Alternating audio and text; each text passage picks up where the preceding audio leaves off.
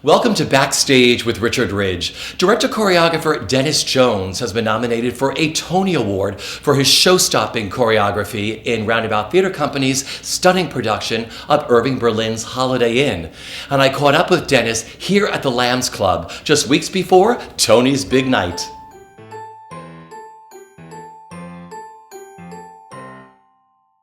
Well, thank you so much for sitting with me today. Thank you. It's a real pleasure. Thanks for having me. Well, I think you and I just left your rehearsal room for Mary Poppins. We did indeed. We did our little press presentation today of the show, and we start tech tomorrow. So it was an exciting afternoon, and I'm really excited to share this with the audience out at the Paper Mill. I think it's going to be dynamite. Well, we'll be there on opening night. Oh, great. So you have been nominated for a Tony Award for your show-stopping work in Holiday Inn for Roundabout Theatre Company. What does it all mean to you? It's a little overwhelming. I had such a tremendously positive experience with that show, getting it to Broadway and then doing the production with the Roundabout at Studio 54. And it was such a wonderful experience that, in a way, the experience itself was enough. It felt like I had sort of completed the journey, and now to be acknowledged in this way, it's just it's icing on what was already a really delicious cake, if I can use that analogy. Also to be acknowledged for work on a show that has closed. You know, our limited run ended in January, and so there's a part of me that just also feels like it's very nice to be remembered. Yeah. So I'm hugely honored. I'm just over the moon about the whole thing. It was spectacular. Everything was a showstopper. And I love how you work. So how much pre-production do you do? And then how much do you build on a cast once they're hired? Well, I would say it's probably about a 60-40 split. I do like to do a lot of preparation in advance of rehearsals. I usually have a kind of a skeleton crew of dancers that I start to set choreography on. And I also like to leave some room for opportunities to present themselves in the throes of rehearsal. I think sometimes dance and big musical numbers, there are things about them that don't reveal themselves until you actually have the cast and you are in the room, and quite frankly are on a tight schedule. There is something about knowing that the finish line is approaching that sometimes that allows ideas to emerge at a faster rapid rate. pace. Yes, Yeah. because you know you're opening, so Yeah. you better get it done. But I also never like to be caught with my pants down in rehearsal. I like to prepare. I like to get there early and come in with a lot of ideas. But the nice thing about Holiday Inn, everybody had specific talents that you got them to do in the show. Yeah.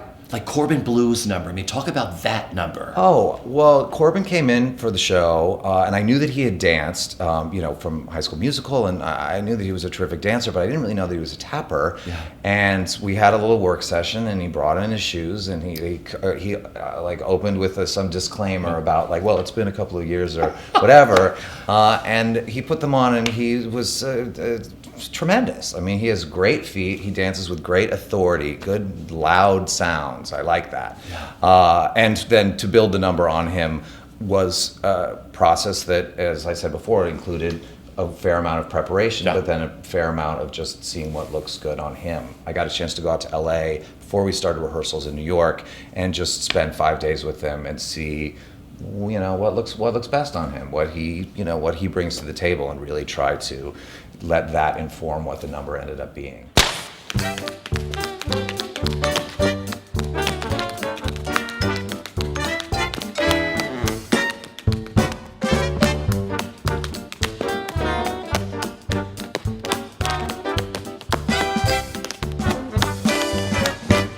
Your ensemble was flawless in Holiday Inn because you gave them all of those little bits that all these people had, like in the MGM movies. Yeah, I thought, we really wanted to cast an ensemble where every person was a kind of a unique idea. Did not want to feel like everyone was, the same height and the same weight and the same. It wanted to look.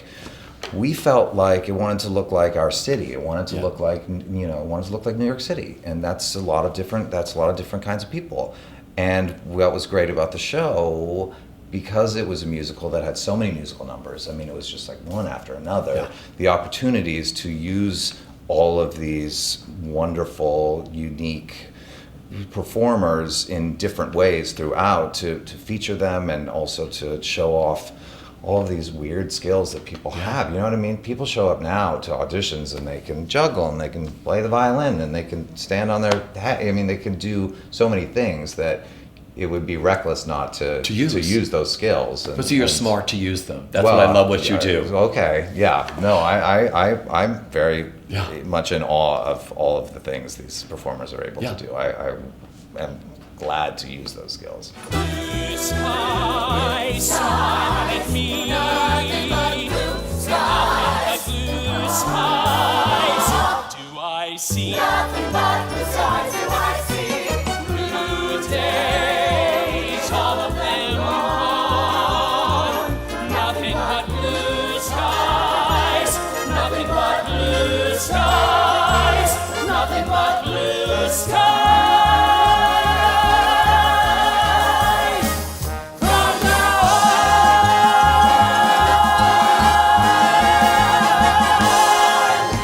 Shaking the blues away. What an incredible production number. Like you said, using skills that people do. Yeah. Everything's in that number. Yeah. And done so well. Oh, thank Yeah. you. That was fun. It was fun to work on. It was the first number that I started working on before we did the production up at Goodspeed. Okay. And it was one of those numbers that, you know, as I said, sometimes things just continue to reveal themselves to you. That was one of those. I started with the jump rope Yeah. because I like jumping rope, and as I said, you know, I've been a tapper since way back. So I thought, okay, well, what is it to tap in the jump rope? And the jump rope should be Christmas garland, because you know the whole number is about these kids that are decorating for Christmas. So we started with the jump rope. And then ideas just kind of started to emerge from that, like what I call tentpole ideas. Things like the character of Louise, she lives in Connecticut on a farm, and she would not be tap dancing, but she wants to get in on the fun, so she appropriates metal buckets like you might milk a cow with. She puts those on her feet and she starts tapping. And then the Christmas wreaths, I'm like, oh, the Christmas wreaths would definitely be around. What if the girls put those on and they became tutus, and then they did a little tap ballet? And the ideas just kind of continued to grow.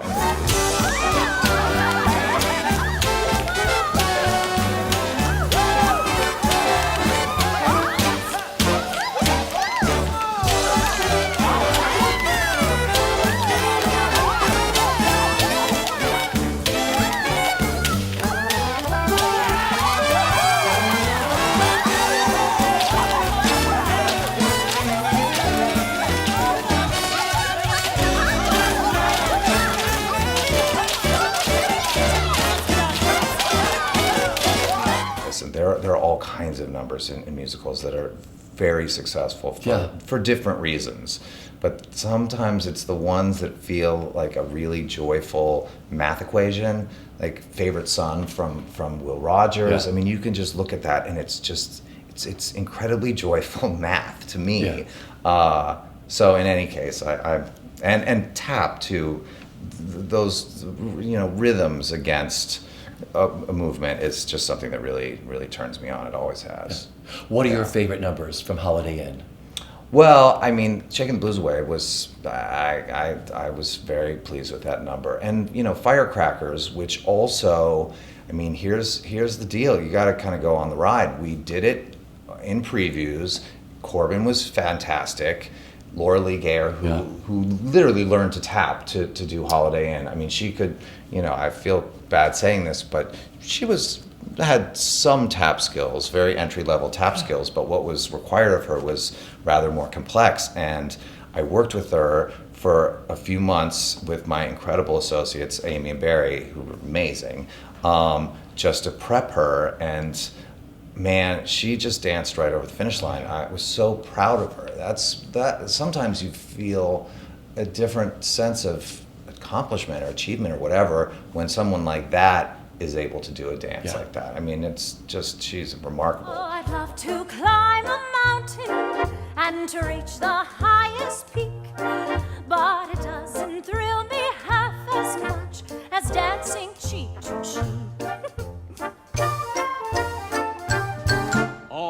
love to go out fishing in a river or a creek, but I don't enjoy it half as much as dancing cheek to cheek. I've worked with a lot of choreographers back in my day, and some were very calm and steady, and then some were really quite the opposite. Were really, really tough and demanding, but sometimes I felt like created an environment that was uncomfortable. People were afraid to fail, and I don't want people to be afraid to fail.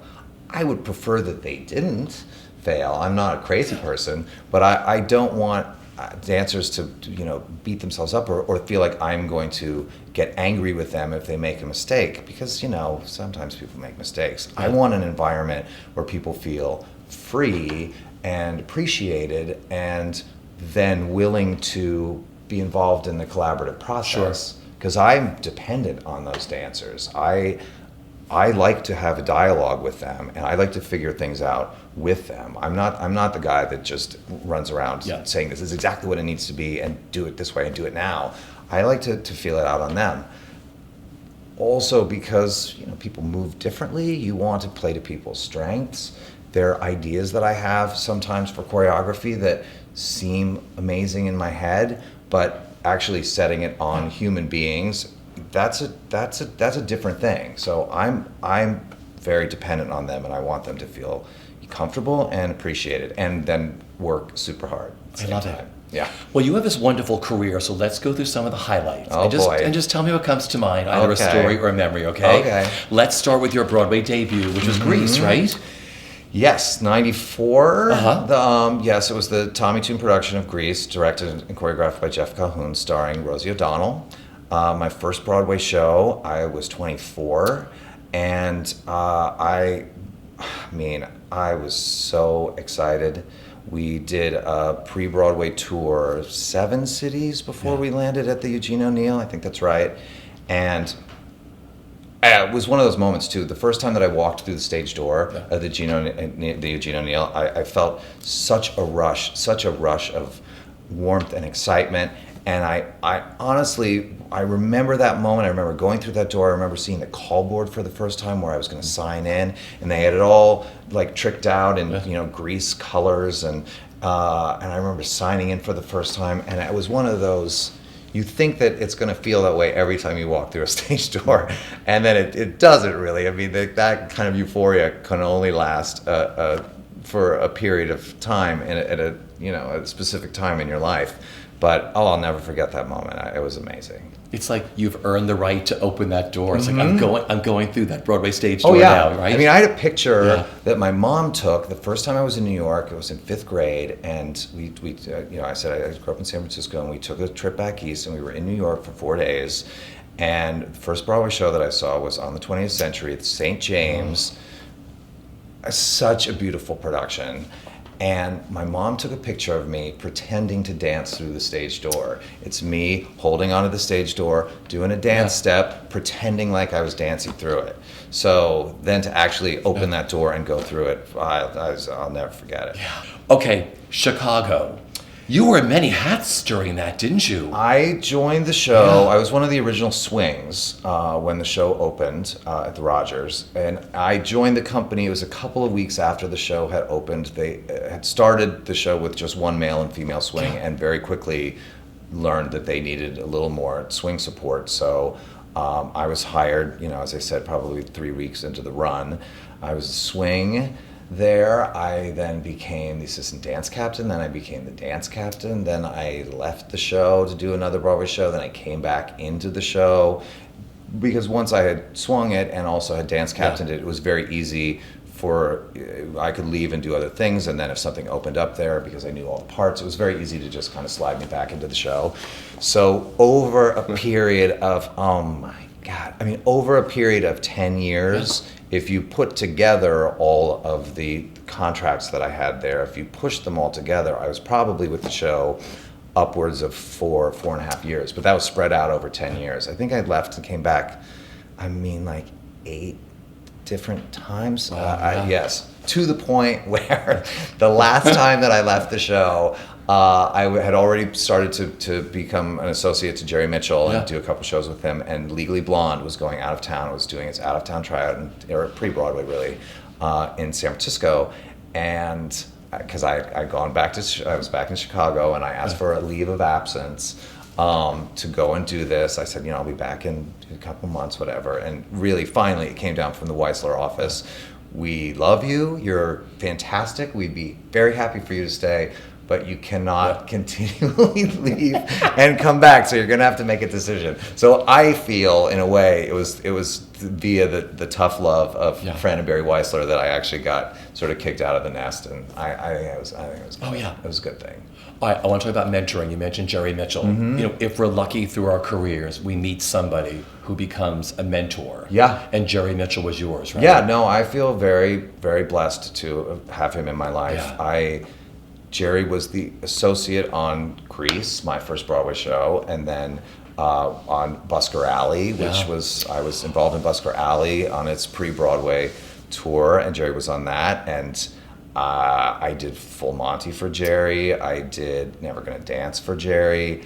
I worked with him very closely on Broadway Bears over the years as both choreographer, and then I ended up directing 4 years of it for him, and then I was his associate on Dirty Rotten Scoundrels, and then I was his associate on Legally Blonde, and then various other things. But no, it was a relationship that I valued then and really value greatly now. You just kind of learn how someone sees things. Having spent so much time in shows, and feeling like my interest in choreographing and directing, I kind of see now, looking back, that those seeds were already planted within me.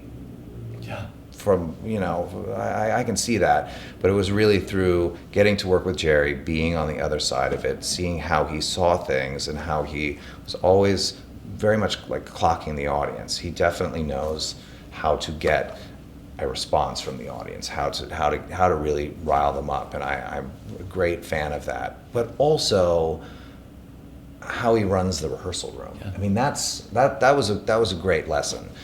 He's very kind to dancers. It is a joyful room, but a joyful room that also demands a lot. Because he's another one of those. He shows up at 9 o'clock. Everybody else rolls in at 10, but Jerry Mitchell is there at 9 o'clock. Already, his mind is going a mile a minute already, and he's probably already been up for 4 hours, having gone to the gym and made breakfast and redecorated his apartment, and half a day already. He's already his day's already at its midpoint, because he's just that guy. Yeah. But no, I learned a lot about like work ethic and really how to create good, healthy relationships with actors. Love it. Dirty Rotten Scoundrels. Love that show. It was a great show. Yeah. Yeah, really, really, again, we got to work on it out at the Old Globe, which is just such a blessing. And yeah, really smart show, well received, a pleasure to be involved in. And that was the first show that I was the associate choreographer of. And so I was very grateful to Jerry for giving me that opportunity. And yeah, and that's one where I really started to see the world a little bit more through his eyes. Yeah. So I will always value that experience. Legally Blonde. Legally Blonde. A lot of fun, right? Oh, so much fun. We did our out of town, as I said, in San Francisco, and then opened at the Palace. And it's such a good show. It's very smart, and Jerry did a beautiful job with it.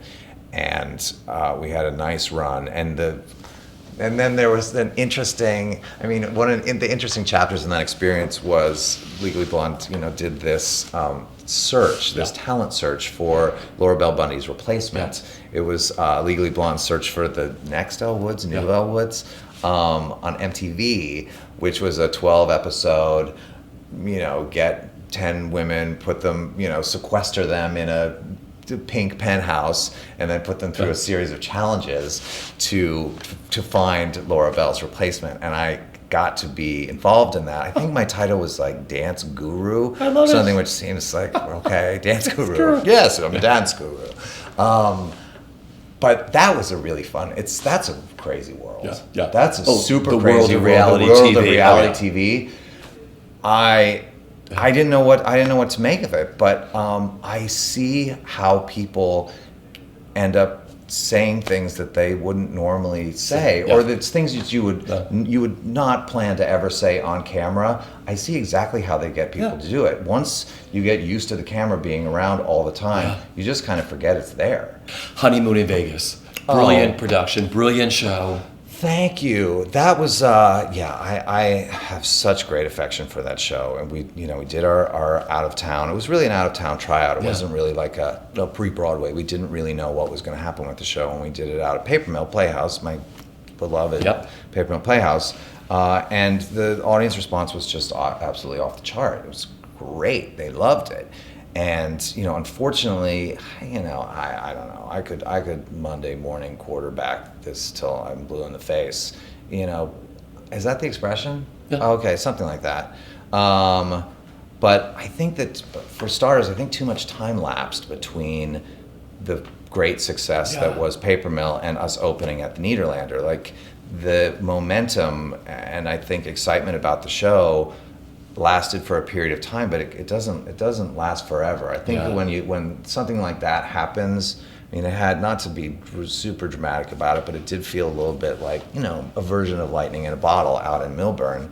Like you want to bring that show right in and ride that kind of that enthusiasm. And I think too much time lapsed, or maybe we were in the wrong theater, or it was brutally cold. It was that really cold winter, and we previewed for a very long time, and it just it really died on the vine at the Nederlander. That said, it was a really great experience for me because I loved the show. I thought Gary Griffin did a beautiful job directing it, and Jason's score is just magnificent. And it was the first Broadway show that I choreographed, so I finally got this dream came true. I choreographed a Broadway show, so I'm Audiences grateful for that loved it. experience. The audiences that came to see that show on Broadway loved it. Yeah, no, I feel like the people that showed up had a really good time. Yeah, totally. Yeah. And brilliant work again It's from just- you. Oh, well, thanks. But you can't call it. Fred Ebb told me years ago, said if we can figure out what makes a hit and what makes a bomb, we'd have it all figured out, and we can't. You just got to love what you do and bring it in. And I think so. I think so.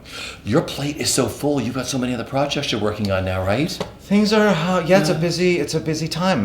I just opened a really nifty production of Thoroughly Modern Millie up at Goodspeed that I directed and choreographed, and I had a great time up there. And again, it's one of these places that you go to and it feels like you're going home in a way. Sure. That's where Holiday Inn started, and those guys up there are just great. So that opened last week, and I'm working on Mary Poppins, which we go into tech tomorrow out at Paper Mill, and then I bounce around. There are a couple of projects that are new projects that I'm working on in the city.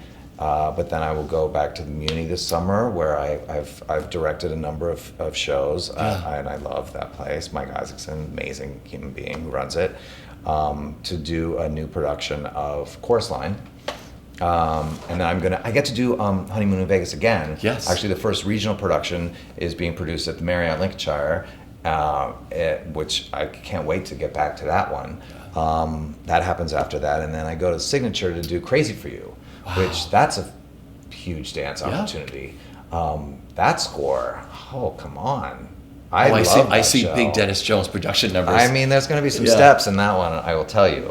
it. A couple of steps for that show. So as you're sitting here, can you sum up the best part of the experience of what it was working on Holiday Inn for you? What was the best part of the experience? This. It's hard to answer that without sounding a little like I'm patting myself on the back. Pat yourself. But I'm just going to pat myself just gently on the back for 1 second. Just say that to hear the response for Shaking the Blues Away from that audience for the first time, something I'll never forget. It's gratifying. It's very gratifying when you work hard on something and you really put your heart into it, and it feels great to hear that kind of applause. So my final question for you is, what is the best bit of advice that you've been given, either personally or professionally, that you live by? Well, I think that I think via the nature of our business, which is it's very up, it's down, it's hits, it's flops, it's things that run, it's things that close, jobs you score and jobs you don't get. Yeah.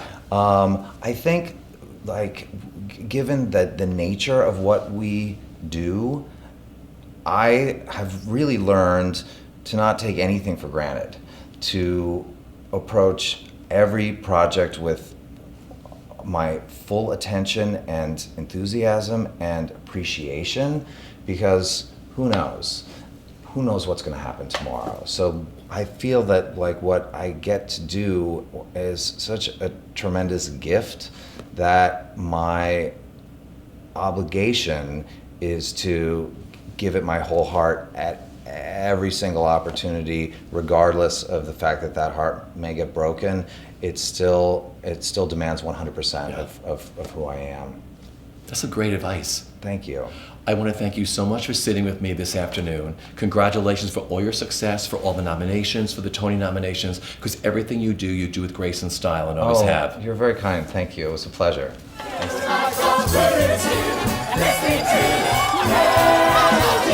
shake their bodies so to and fro with every shake. A lucky break. Oh,